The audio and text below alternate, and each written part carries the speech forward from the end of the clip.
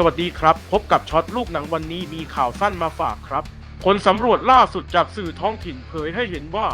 แฟนบอลของแมนเชสเตอร์ยูไนเต็ดจำนวนมากกว่า 66%ไม่เชื่อมั่นว่า